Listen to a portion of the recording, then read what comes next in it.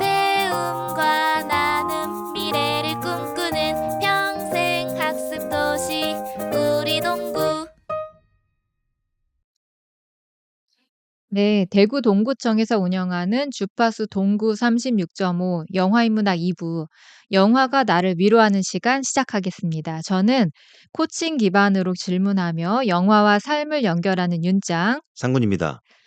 오늘은 영화 어바웃 타임이죠? 네, 맞습니다. 많은 사랑을 받았고 그리고 지금도 받고 있는 사랑스러운 영화입니다. 기대됩니다. 지난 시간에 영화 리틀 포레스트로 이야기를 나눈 후에 여러 가지 질문이 떠오르더라고요. 영화 한 편에도 사람을 움직이게 하는 힘이 있구나. 그리고 영화 속에서 건져 올리는 질문들에 답하는 게 지금 현재 나에 대해서 잘 알 수 있는 방법이라는 것도 깨달았습니다. 네, 저도 그랬어요. 그래서 오늘도 기대가 많이 됩니다. 영화 이야기에 앞서서 먼저 인문학 이야기를 한번 해 보려고 하는데요. 상구는 인문학이라는 단어를 들으면 어떤 생각이 이어지세요? 저는 역사, 문학, 그리고 철학 생각나고요. 이어서 사람이라는 단어가 떠오릅니다. 아, 인문학의 맥을 짚으셨네요. 사실 인문학의 정의가 학자들마다 조금씩 다른데요. 영어로 휴머니티스를 떠올리면 조금 더 직관적으로 이해가 됩니다. 결국은 사람에 대한 학문이죠. 그렇다면 우리에게 인문학이 필요한 이유가 뭘까요? 저는 그 인문학을 떠올리면 사람이 떠오른다고 말씀드렸잖아요. 음. 그래서 인문학이 필요한 이유도 결국은 사람이 함께 살아가기 위해 필요한 기본적인 것들을 알기 위한 거 아닐까라고 생각을 했어요. 맞아요, 맞아요. 인문학은 결국은 우리가 함께 더불어 잘 살아가기 위해서 나, 너, 우리를 알아가는 학문이라고도 할 수 있을 것 같은데요. 인문학은 사실 실용 학문에 비해서 그리고 돈을 버는 일과는 조금 동떨어져 보여서 어쩌면 무용한 것 같지만 우리의 삶을 풍요롭고 아름답게 만들어주는 것이라고도 할 수 있을 것 같거든요. 아름답고 무용하다라고 하니까 그 미스터 선샤인에 나왔던 김희성이라는 등장인물 떠오르는데 음. 미소, 달빛, 꽃, 별빛 같은 그 아름답고 무용한 것들 있잖아요. 그런 거로 사양한 사람이었으니까요. 저도 기억납니다. 김희성이라는 인물. 네. 정말 인문학은 미소, 달빛, 꽃처럼 어 우리 삶을 삭막하지 않고 풍성하고 아름답게 만들어주는 귀한 요소일 수 있을 것 같아요. 음악, 문학, 예술처럼요. 생각해 보면 세상에 음악이 없다면, 문학이 없다면, 예술이 없다면 정말 삭막할 것 같거든요. 그쵸. 되게 팍팍할 것 같은데 어 그리고 참 인문학은 우리가 여러 가지 질문들을 할 수 있게 하는데요. 예를 들어서 '사람은 왜 죽는 걸까? 죽음 이후에 우리는 어디로 가나? 우리는 어디에서 왔나? 절대적인 존재가 있나? 다른 이들과 더불어 어떻게 함께 살아야 하나? 다른 이들과 어떻게 소통해야 하나?'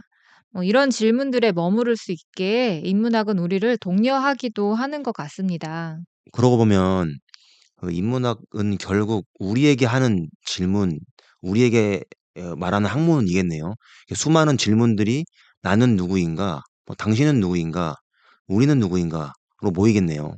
맞아요, 맞아요. 그래서 인문학은 우리가 어떤 사람인지 생각하게 하고 세상을 알게 하고 또 우리가 세상과 어떻게 만나는지 계속 질문을 하는 것 같습니다. 그래서 그 질문에 답하다 보면 우리 자신이 가지고 있는 프레임, 세상을 보는 시선, 그리고 살아오면서 쌓아온 인생의 필터 같은 것들 있잖아요. 그런 것들을 알아차리게 해 주는 것 같아요. 그래서 어쩌면 인문학이란 우리에게 메타인지를 일깨워 주는 조력자 같기도 합니다. 우리가 어떤 개념에 대해서 가지고 있는 생각을 알아차리게 해 주니까요. 오늘은 우리가 행복에 대해서 생각해 보기로 했잖아요. 그래서 오늘은 영화 어바웃 타임으로 우리가 행복에 대해서 어떻게 생각하는지 알아보려고 합니다.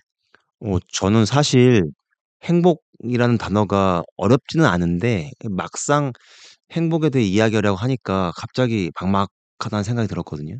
"행복이 뭘까?"라고 질문 떠올리면 윤장은 뭐가 떠올라요? 음 저는 '행복이 뭘까?'라고 생각을 해 보면 제가 좋아하는 일에 푹 빠져서 시간 가는 줄 모르고 몰입되어 있는 장면이 떠올라요. 제가 호기심이 되게 많아서 궁금한 것도 되게 많은데요. 딱 맞는 책을 발견하고 그 책을 읽다가 정신을 차리고 시간을 보면 막 몇 시간이 막 훌쩍 가 있는 경우도 있거든요. 그렇게 알게 된 지식을 꼭꼭 씹어서 저의 경험과 연결하고 그래서 강의 아이디어를 얻을 때 저는 진짜 행복해요. 상구는요? 저는 일단 주변이 잘 정리되어 있는 곳이 있어야 되고 뭐 그런 편안한 공간에서 커피 한 잔 마시면서 책 읽을 때 행복해요. '아 행복하다.' 이런 느낌보다는 쪼금 더 평온하고 뭔가 안정적인 그 내적인 평화가 있는 그런 기분이요. 그렇군요. 정말 상군과 잘 어울리는 행복 정의입니다. 아마도 행복에 대한 이야기를 나눠 보면 사람 수만큼의 행복에 대한 정의가 있을 것 같아요. 어쨌든 행복이란 본질적으로 행복을 느끼는 주체와 관련이 있으니까요. 오늘 영화 어바웃 타임에서 어떤 행복을 만나게 될지 기대됩니다. 어바웃 타임 간단히 소개 좀 부탁드립니다. 음. 네. 어바웃 타임은요. 배경이 영국이에요. 주인공은 팀이라는 젊은 남성인데 여자친구를 되게 만나고 싶은데 영 자신도 없고 어떻게 좋아하는 여성에게 어필해야 할지 몰라서 계속 실수만 해요. 그러던 어느 날 아버지가 갑자기 이렇게 불러요. 방으로 부르시더니 집안에 내려오는 비밀을 알려주셨어요. 뭐 듣고도 믿지 못할 이야기인데요. 바로 팀의 집안 남자들에게만 대대로 시간 여행을 할 수 있는 능력이 있다라는 거였어요. 미래로는 갈 수 없고 오직 자신이 살았던 시대의 과거로만 갈 수 있어요. 그리고 중요한 게 과거로 갈 수는 있지만 뭐 세계 평화를 위해서 팀이 자기가 태어나기 훨씬 전에 과거로 가서 히틀러를 죽이고 오는 것 같은 그런 일은 불가능하다라고 아버지가 알려줍니다. 그리고 자신의 과거로 가서 자신과 관련된 과거는 바꿀 수 있는데 그 일로 세계의 역사가 바뀌는 일은 없다고 합니다. 뭐 나비 효과처럼 말이죠. 그렇다면 팀은 결국 어 그 능력으로 여자친구를 만들고 싶었겠네요. 그죠. 네. 팀은 정말 여자친구를 만들기 위해서 시간 여행 능력을 정말 아낌없이 사용합니다. 정말 아낌없이요. 청취자분들도 영화를 보셔서 아시겠지만 정말 눈물과 웃음 없이는 차마 볼 수 없는 에피소드가 이어집니다. 팀이 법대를 이제 졸업하고 변호사가 되는데요.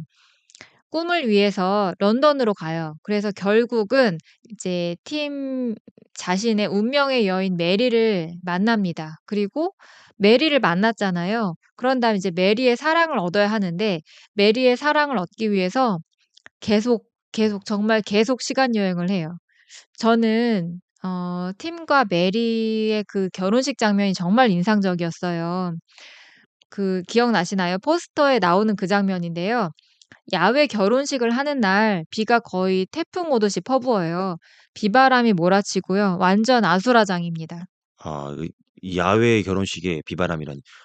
안타깝긴 한데 결혼식을 망쳤다고 생각할 수도 있을 것 같은데. 그쵸. 하객들도 야외 피로 현장에서 비를 맞고 다 차려입었잖아요. 다 되게 멋지게 차려입었는데 그런 드레스는 뒤집어지고 막 난리잖아요. 그때 팀이 메리에게 이렇게 말을 해요. "비가 안 왔으면 좋았겠지?"라고 묻는데 메리의 대답이 정말 사랑스러워요. 빨간 드레스를 입은 메리가 정말 레몬처럼 상큼한 미소를 지으면서 "완벽했다."라고 말하거든요. 비가 퍼붓는 야외 결혼식장에서 미소 지을 수 있는 이런 멋진 사람이라니 저는 정말 이 메리의 대답을 들으면서 '아 우리의 기분이 외부 상황이 아니라 정말로 우리의 시선과 관점에 달려 있구나.'라는 걸 깨달았어요. 그리고 질문 하나도 같이 떠올랐습니다. '나에게 완벽한 날이란 거는 어떤 의미일까?' 상군에게 완벽한 날은 어떤 의미예요? 저에게 완벽한 날이라고 하면 자연스럽게 이미지 하나가 떠오르는데요. 아내와 함께 평온하고 안정적인 시간을 보내는 주말이 생각나요. 푹 자고 좋은 컨디션으로 일어나서 여유로운 오전 보내고 맛있는 점심 먹고 함께 산책하고 책 읽고 커피 한잔 하면서 이야기 나누는 일상의 평화로움이 생각나요. 음, 오프닝에서 상군이 말한 그 행복의 정의하고도 연결되네요. 맞아요. 그리고 저도 질문으로 연결된 장면이 있어요. 아버지가 처음 팀에게 그 집안 대대로 내려오는 그 시간 여행 능력에 대해서 알려주던 장면인데 그 팀이 아버지에게 시간 여행을 여행하는 능력을 아버지는 어떻게 쓰셨냐고 묻잖아요. 아버지가 자신은 책을 팠다고 말해요. "인간이 읽을 수 있는 책이란 책은 다 못 읽었다."라고 말하면서요. 아버지가 팀에게 "너는 이 능력을 어떻게 쓰고 싶냐?"라고 물어보거든요. 저는 그 질문이 마치 저한테 하는 것처럼 들었어요. 상군은 시간 여행을 할 수 있는 능력이 있다면 어떻게 쓰고 싶으세요, 그러면? 제가 1년 정도 영국 런던에서 공부를 했었거든요. 근데 저는 그때로 가게 된다면 여행이든 공부든 정말 몰입해서 열심히 해 보고 싶어요. 그때 당시에는 온 힘을 다해서 시간을 보내지 않은 것 같은 좀 후회가 들거든요. 음, 네. 어바웃 타임의 배경도 영국 런던이어서 더 생각이 났겠네요. 맞아요, 맞아요. 비용을 감당해 주시는 부모님께도 죄송하고 20 대의 소중한 시간을 사용한 저 스스로에게도 미안한 마음이 계속 들거든요. 저는 그 팀의 독백이 기억에 남는데요. 영화 중반에 팀이 이렇게 말을 해요. "아주 큰 교훈을 얻었다. 아무리 시간 여행을 한다 해도 누군가가 날 사랑하게 만들 수는 없다는 걸." 저는 이 대사를 들으면서 '아, 팀의 독백이야말로 우리가 당연하면서도 놓치고 있는 인간관계의 본질이 아닐까.'라는 생각을 했어요. 소중한 관계는 시간과 정성을 들여서 가꾸어야 한다는 사실을 다시 한번 마음에 새기고 저는 노트에도 적어 놨습니다. 저는 팀이 그 아버지와 탁구 치는 장면 있거든요. 그래서 어느 날 팀은 아버지가 암에 걸리셨다는 내용을 알게 돼요. 그리고 앞으로 아버지에게 남은 시간이 몇 주도 안 되었다는 사실을 알고 슬픔과 충격에 빠지는데 팀이 과거로 가서 아버지와 탁구를 계속 치거든요. 평소에도 아버지와 탁구를 잘 치는데 아버지가 곧 돌아가신다는 사실을 알고 과거로 와서 아버지와 함께하는 이 시간이 팀에게는 그 의미가 전과는 많이 다른 거예요. 근데 그동안 팀은 아버지의 탁구 게임을 한 번도 진 적이 없거든요. 근데 이날은 아버지를 위해 기쁘게 저들이더라고요. 아버지가 정말 신나하시거든요. 그래서 저는 아버지가 탁구에 이기고는 기뻐하는 모습을 보면서 더 행복해하는 팀을 보니까 부모님 생각나더라고요. 부모님 이 웃는 모습을 볼 수 있는 기간이 유한하다고 생각하니까 이 장면을 그냥 지나치기가 힘들더라고요. 네. 저도 그 장면에서 눈물이 났어요. 부모님이 활짝 웃으시는 모습을 '내가 앞으로 몇 번이나 볼 수 있을까?' 이렇게 생각을 하니까 저도 갑자기 목이 메더라고요. 저도요. 그리고 한 장면 더 있어요. 팀이 아버지가 돌아가신 후에도 종종 과거로 시간 여행을 하거든요. 근데 음. 아버지를 만나고 오는데 그 영화 설정상 아이가 태어나면 과거로 돌아갈 수 없거든요. 같은 아이가 태어날 확률 자체가 너무 희소하는 것도 있고 과거로 돌아가면 미래 이야기가 바뀌니까요. 결국 과거로 돌아가는 건 아이가 태어나기 전까지 그러니까 오늘까지인 거죠. 과거로 돌아가서 아버지와 만났는데 아버지도 인제 이게 마지막이라는 사실을 알잖아요. 그래서 아버지가 "오늘이 마지막이냐?"라고 물어보시거든요. 팀과 아버지는 같이 더 과거로 가요. 팀이 더 어린 소년인 때로. 팀과 아버지가 마지막 시간을 보내는데 그때 뭔가 뭐 거창하고 뭐 엄청난 것을 하는 게 아니라 그냥 단지 둘이서 바닷가 보며 앉아 있어요. 아버지가 원한 아들과의 마지막 시간이 그저 함께 바다를 보는 것이라니 아버지가 생각나서 한참을 눈 감고 있었어요. 그립고 뭐 슬프기도 하고 고맙고 죄송한 마음이 음 휘몰아치더라고요. 네. 상군이 어떤 마음이었을지 저도 알 것 같아요. 저는 이 어바웃 타임 영화를 보는 내내 잔잔하면서도 슬픔이 차오르고 부모님 생각이 저절로 나는 그런 마음이었어요. 상구는 그러면 이 영화 어바웃 타임을 보고 나서 어떤 키워드가 떠올랐어요? 딱 하나는 가족이요. 가족이 먼저 떠올랐는데 이 팀을 중심으로 부모님, 동생, 삼촌 그리고 팀이 가정을 이루고 난 뒤에 아이와 아내 이렇게 모두가 이어지는 이 가족에 대한 마음이 계속 들더라고요. 네, 역시 가족을 중요하게 생각하는 상군답습니다. 저는 행복이라는 단어가 아주 크게 떠올랐어요. 행복이 거창하고 멀리에 있는 게 아니라, 아, 늘 우리 가까이에 있구나 하는 생각이 들었어요. 그리고 팀과 메리의 이야기를 보면서, 아, 나는 언제, 어디에서, 누구와 함께할 때 행복한지 생각하게 되더라고요. 그리고 행복이 수동적으로 찾아오는 단순한 감정 상태가 아니라 농사를 지을 때 우리가 밭을 갈고 씨를 뿌리고 물을 주는 것처럼 행복이란 게 우리의 삶에서도 열심히 잘 일구고 가꿔야 얻을 수 있는 능동적이고 적극적인 행동이 필요하다라는 깨달음도 있었습니다.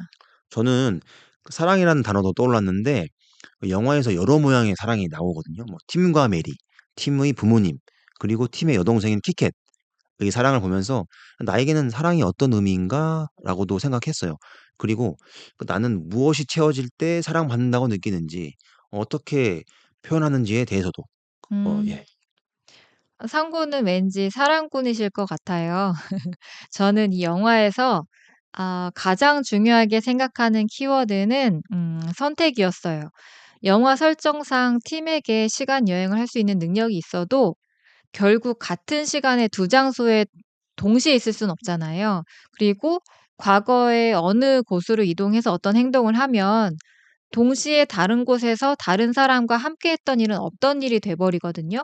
그러니까 누구와 언제 무엇을 어떻게 할지 어떤 기분으로 있을지 어떤 생각과 시선으로 하루를 살지 '결국은 선택이구나.' 하는 그런 깨달음이 있었습니다. 맞아요. 그리고 팀이 마지막 부분에서 독백하잖아요. "이제 난 시간 여행을 하지 않는다. 단 하루조차도." 그저 내가 이날을 위해 시간 여행을 한 것처럼 나의 특별하면서도 평범한 마지막 날이라고 생각하며 완전하고 즐겁게 매일 지내려고 노력할 뿐이다. 우린 우리의 인생의 하루하루를 항상 함께 시간 여행을 한다. 우리가 할 수 있는 최선은 이 멋진 여행을 즐기는 것뿐이다. 저는 이 부분이 이 영화 어바웃 타임이 말하고 있는 그 가장 중요한 메시지라고 생각했거든요. 음 네. 시간 여행이라는 영화적 요소를 가져왔지만 결국은 선택이네요. 시간 여행을 한 것처럼 지금을 사는 것. 저는 팀이 하루를 두 번 사는 장면을 보면서 이런 생각을 했거든요. 나에게 시간 여행을 할 수 있는 능력이 없지만 팀이 후회했던 하루를 다시 돌아가서 처음에는 보지 못했던 세상의 아름다움을 발견하고 적극적으로 행복을 개척하는 것처럼 '나도 시간 여행을 왔다고 생각하며 살 수는 있겠다. 그러면 하루를 두 번 사는 효과가 있지 않을까?' 하고 생각해 봤어요. 그러네요.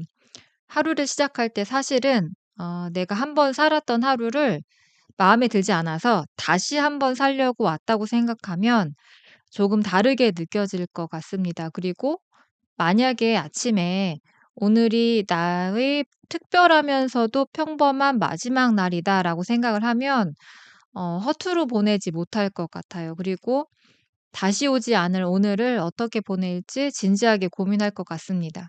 네. 그리고 또 한 가지. 만약에 부모님이 세상을 떠나신 후에 부모님이 그리워서 다시 오늘로 시간 여행을 왔다면 '나는 부모님을 어떤 마음으로 바라보게 될까?' 라고 생각해 봤어요. 그러면 저는 눈빛부터 달라지지 않을까요? 어쩌면 갑자기 눈물이 나올지도 모르겠고요. 그러네요. 네. 저도 여러 질문이 떠올라요. 만약에 내 곁에 있는 소중한 사람과의 오늘을 다시 돌아본다면 '나는 무엇을 후회하게 될까?' 한 것과 하지 않은 행동 혹은 눈빛 혹은 선택 중에 무엇을 바꾸고 싶을까? 그러면서 아까 우리가 키워드로 뽑았던 선택이란 단어가 다시 연결이 돼요.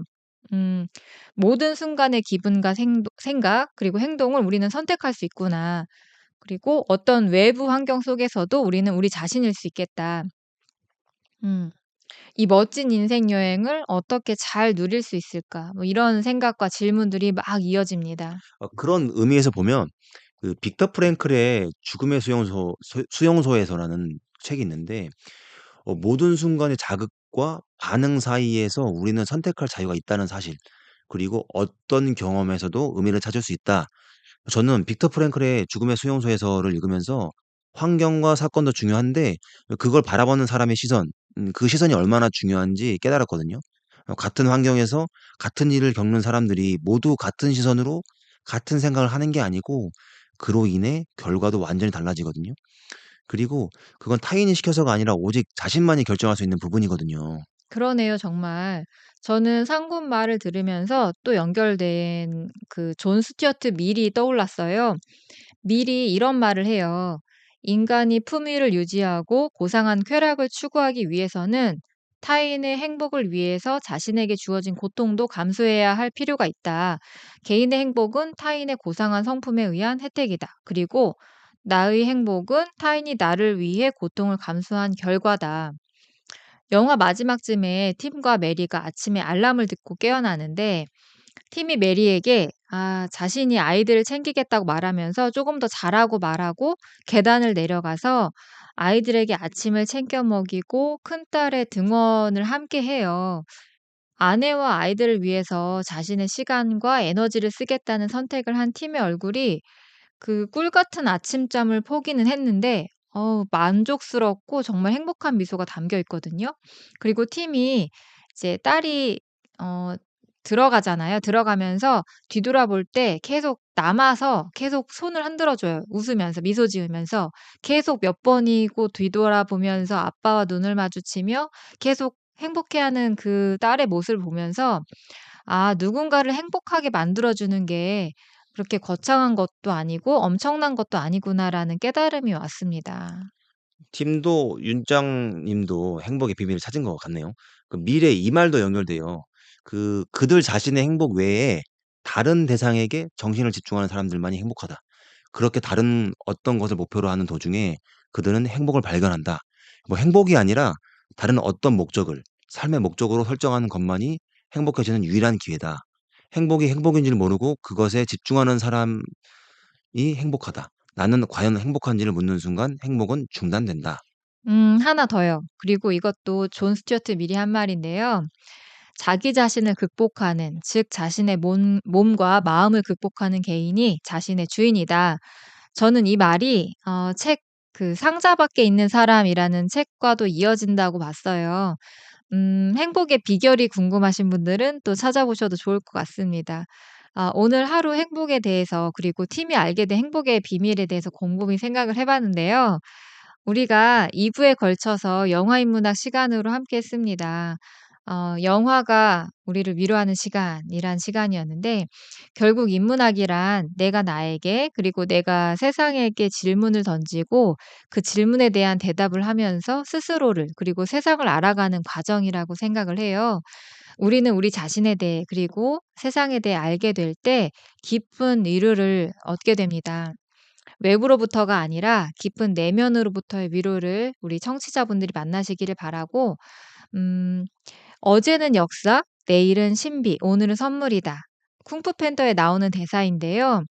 늘 선물 같은 오늘 되시기를 바라며 주파수 동구 36.5 오디오 강좌 영화가 나를 위로하는 시간 2 부를 마치겠습니다.